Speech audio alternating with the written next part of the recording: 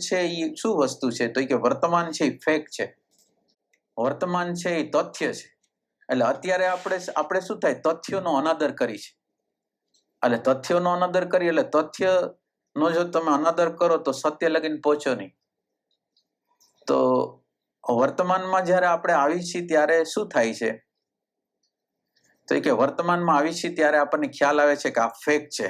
અત્યારે વરસાદ આવે છે એ ફેક છે. વરસાદ ન આવવો જોઈએ, અત્યારે સત્સંગ વખતે કેમ આવ્યો, શું કામ એને આવ્યો, એ બધું જે વિચારો છે એ ફેક નથી. ફેક છે એ અત્યારે વિચાર છે, અત્યારે આ વરસાદ છે. તો આ ફેકને જેટલા અંશમાં સ્વીકારી છે એટલા અંશમાં અહંકારનું વિસર્જન થાય છે. જેટલા અંશમાં આ પ્રકૃતિની જે ઇન્ટેલિજન્સ છે, પ્રકૃતિની જે ફેક છે, એને જેટલા અંશમાં આપણે સ્વીકાર કરી છે એટલા અંશમાં અહંકારને ઉભા રહેવાનું સ્થાન મળતું નથી. એટલે ફેક્ટને સ્વીકાર કરવાથી શું થાય? ફેક્ટ છે વર્તમાન દ્વારા ફેક્ટની ખબર પડે, અને ફેક્ટનો જો સ્વીકાર થાય તો અહંકારનું એટલા અંશમાં વિસર્જન થાય.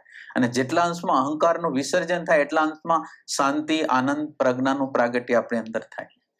એટલે વર્તમાન છે ને શાશ્વત ની અંદર દાખલ થવાનો દરવાજો છે, કે જેના દ્વારા આ વર્તમાન દ્વારા આપણે શાશ્વતની અંદર દાખલ થઈ શકશું.